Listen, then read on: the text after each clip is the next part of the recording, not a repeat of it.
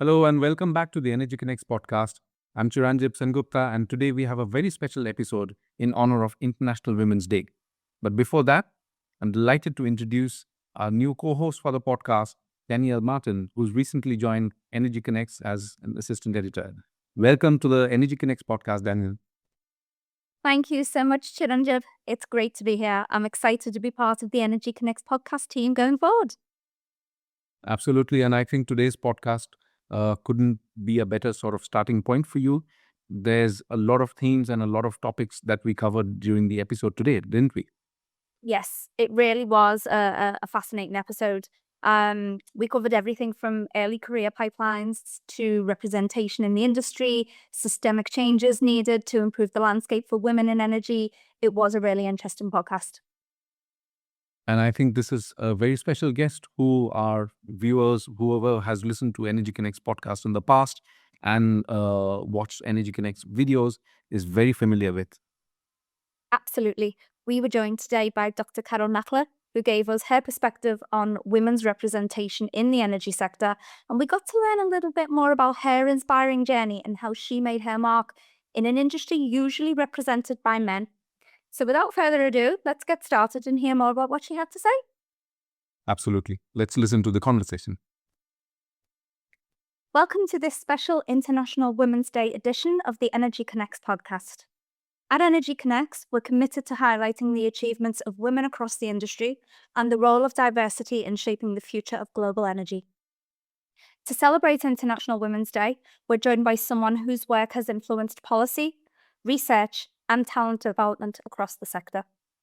Our guest today is Dr. Carole Nakhle, energy economist, founder and CEO of Crystol Energy, Secretary General of the Arab Energy Club, and founder of Access for Women in Energy. Carole, it's an honor to have you here with us today. It's a great pleasure to be here with you. Thank you for having me. Brilliant. Carole, I'd love to start with your story. Energy isn't always seen as an obvious career path for women, and even less so for women from this region. What initially drew you to the energy sector? Honestly, I don't have a clear answer to that. I always think about it, and throughout the years, like almost 3 decades in this industry, I don't know why people still look at energy as a different sector from other sectors in the economy, and especially in our region. Why does it have to be more for men and less familiar for women? But maybe it was that premise, that curiosity to understand this kind of what was the driver behind this perception. Perhaps that's exactly the reason what drove me into energy without realizing it, because I was looking for a postgraduate degree because I'm an economist by background, and I wanted something where I can specialize my knowledge as an economist into a particular sector. And I worked by coincidence. I went into the economics department at the University of Surrey many years ago, and the first door on my left was a closed room and it said PhD research. And I just knocked, then I opened it and I looked inside and I saw only men in that room. So that by itself was like, oh, interesting. And I told them, what are you doing here? And they said, we are all working on energy economics research. And that kind of made me wonder, like, why there were no women in that room. Maybe it was coincidence, but even if they had women, you wouldn't have seen many women on that day. But that was the trigger for me to think, okay, I want to learn more. I want to see why it's not really accessible for women, or we don't see many women. What's special about energy? And I tell you, even though energy is a very, very interesting subject, and if I were to go back in time, I would have chosen exactly the same path. But it's just like any other sector in the economy and should not be treated as something that is not accessible to one gender or it's only reserved to one particular expertise. It's a fantastic sector where you can have an interdisciplinary approach, and people and women and men alike can play a role and can develop a successful career, not just in their home country, but also globally, because energy meets one of our basic needs. Without it, without having warmth, we cannot survive. Without energy, we cannot grow our economy, we cannot develop also professionally. So that's why I think it's a fantastic field to be in. Wow, what a story. It's quite incredible. And you've built such a distinctive career as an economist, the founder of Crystol Energy, an industry leader, and along that journey and drawing on your experience as an energy economist and now Secretary General of the Arab Energy Club, have you encountered any gender stereotypes? And if so, how did you navigate those? Many, many times. And I don't like to recall them. There were a few that, they stay with you, but it's very important that they don't stick with you and they don't stop you and pull you back. You just use them actually to empower yourself even more and to make you even more determined to pursue your path. Because, yes, on many, many occasions, people judged me based on my hairstyle or what I'm wearing and the fact that I was a woman. On many occasions where I would be with a male colleague and they would assume I would be just his assistant and not there on our equal rights. So the list is very long, but did it stop me? Did it cause me to decide to quit? On the contrary, it made me more determined to focus on my specialization, to strengthen my credibility. I didn't have to prove anything to anyone, but I had a clear, ambitious target, and I wanted to get to that target. I wanted to build a name in a particular area of the energy sector and tell the world my story, share what I believe in. I may not be always right, and often, I don't get it right, but I learn from it. It's an ongoing learning process, but it doesn't give the right to others to judge my failures or my mistakes based on my gender. It's a sector where you can always improve your knowledge because situation constantly unfolds. New technologies come to the sector constantly. It's a history of evolution.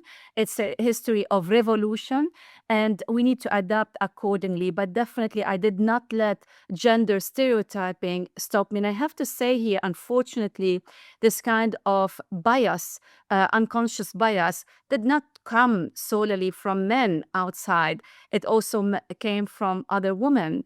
So there are some things you cannot help by telling them, oh no, but I have a PhD, I have this and that. I didn't have to justify what I had.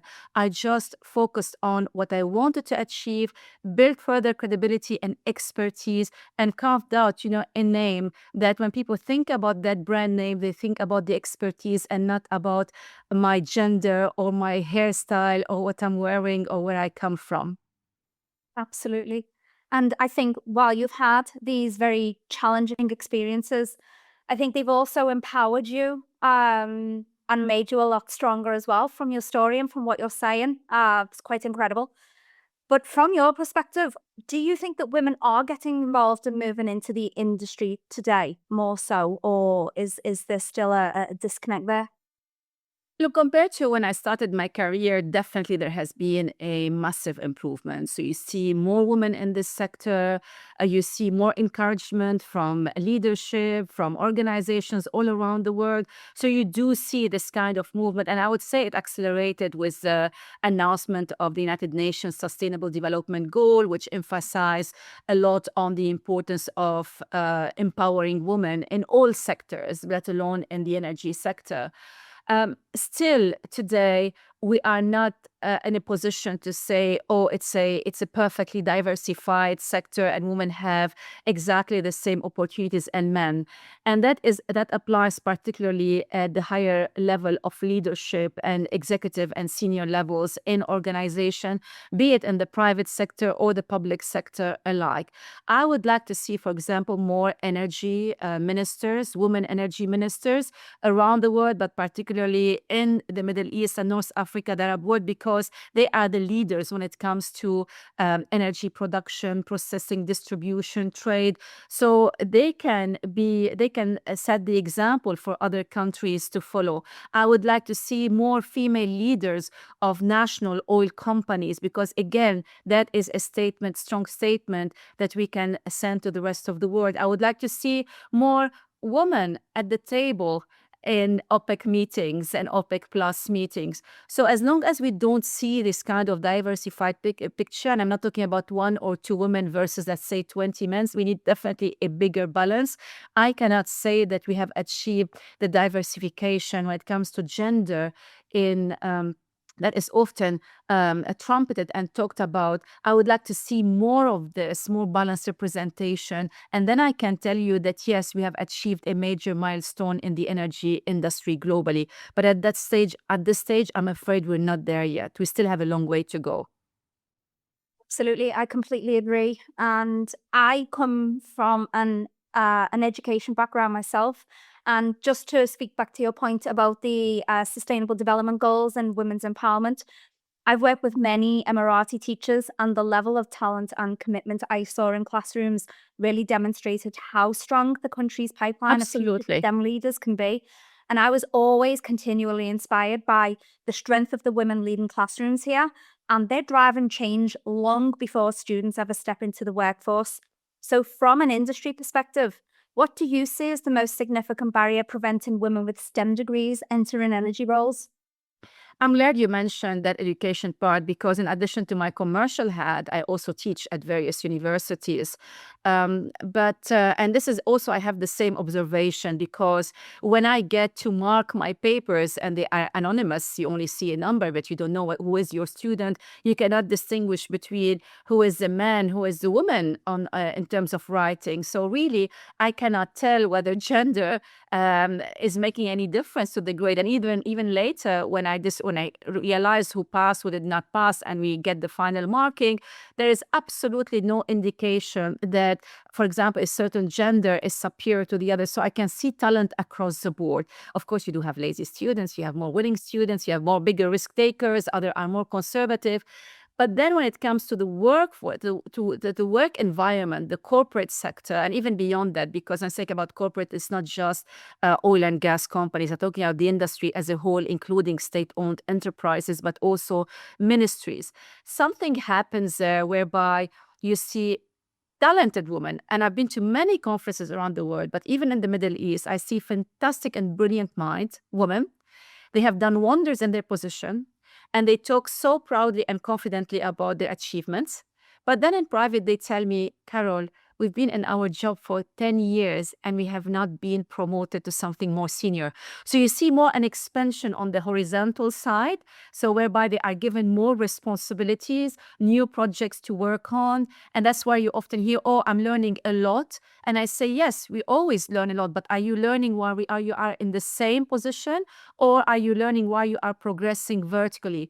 And this is where I'm not seeing happening at a rapid scale or at the scale that would explain why we are still not having how we can achieve better diversification at senior level. So that's one thing companies should consider, the kind of promotion of talent, the career progression. But even if we take a step back and then look at before they joined the companies officially as full-time employees or the organization as full-time staff, what about internship programs? We can have, for example, targeted internship programs whereby we have a quota system to make it more balanced between young men and young women, young graduates, male and female. And that could make it more balanced. Talk more to those women and then showcase the kind of expertise that is needed across the industry. So these are the kind of steps that people can implement, and they are not costly.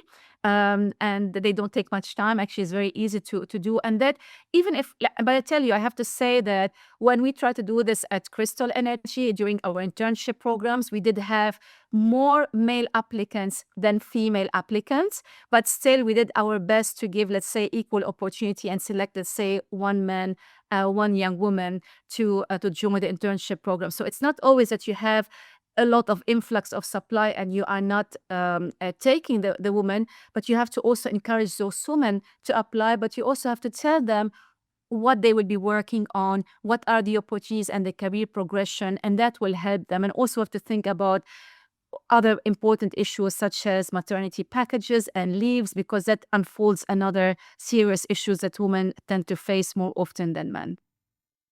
Absolutely. I completely agree. And you mentioned there about internships and how you are seeing a disparity in the numbers and that more men are applying. Are there any other initiatives or approaches that you think are possible and may work better today? And also, do you see differences, like the lack of diversification? Do you think it's structural, cultural, or a mix of both that is feeding into all of this?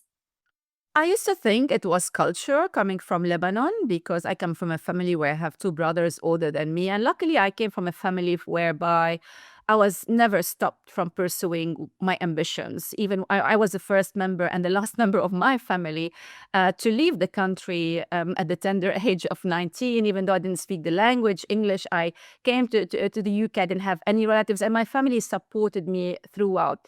But there were moments where my father would tell me, I cannot allow you the same things as I allow your brothers because of our culture. So that kind of stayed with me until I moved to Europe. But as I developed my career, I realized that it's the same issues everywhere. It's not related to one culture or to one part of the world. And on the contrary, to be honest, I saw a better a representation of women in our part of the world, the Middle East, than perhaps I saw in others. So I cannot say it's cultural. It's culture in a way, it's not related to a specific culture, but in terms of perception, the industry culture, the perception that the history of the industry, which has been dominated by male talent, that is like the industry culture and not the country culture or the region culture. That is definitely something that we are still working on changing, although it has evolved significantly, where you see women becoming much more accepted in different positions than not long ago.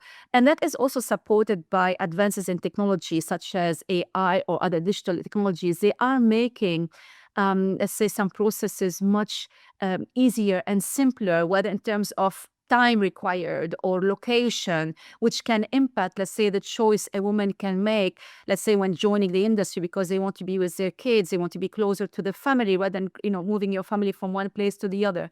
So lots of things are changing, but there is still some kind of prejudices, not only from the organization side, but also from the applicant side, whereby they might think, oh, this is not an industry where I can develop a successful career because of A, B, C, D.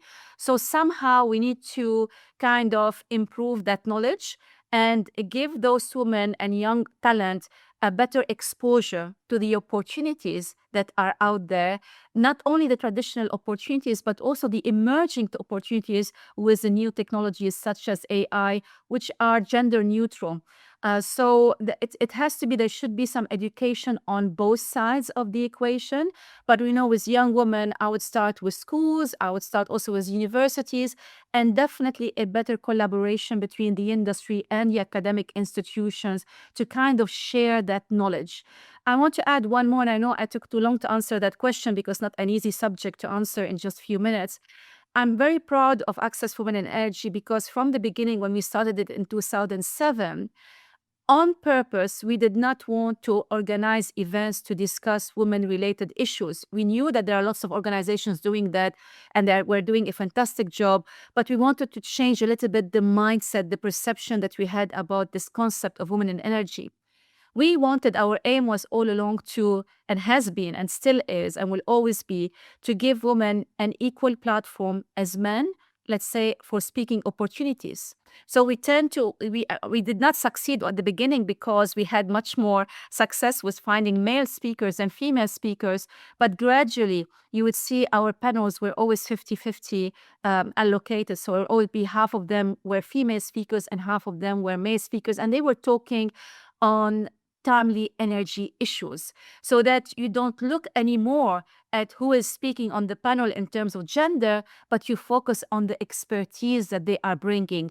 And I really would like to see more of these kind of approaches being adopted. So yes, it's good that we talk to each other, women talking to women, but it's also important to have women talking to men and men talking to women. To improve our understanding of the challenges ahead, but it's also important to showcase our expertise. That, I think, would be equally, if not more important, to ensure greater diversity of gender in the energy sector globally. Carole, thank you so much, because you've made some brilliant points there about systemic change that is needed and the things that you would say to women aspiring to become analysts or economists in the energy sector. And that's great information. Thank you. And this conversation that we've had today is part of our wider International Women's Day coverage, where we're spotlighting the women shaping today's energy landscape. Carole, thanks so much for joining us and for sharing your insights with our listeners today. Thank you. I wish we had more time to go. There are lots of things we did not cover. I But at know. the end, I really want to encourage more women to enter the energy field. And I can assure them they will never get bored and they can still have families and raise successful kids. So don't worry about it. It will happen. And that's the best point to end on. Thank you so much. Thank you. Thank you for listening to this special episode with us today. What were your key takeaways? We'd be delighted to read your feedback. Feel free to post in the comments below and stay tuned for more International Women's Day features and upcoming interviews. We'd like to thank our production team for their incredible expertise in bringing this episode to life. Be sure to follow Energy Connects across our platforms and listen to us wherever you get your podcasts. We look forward to seeing you in the next episode.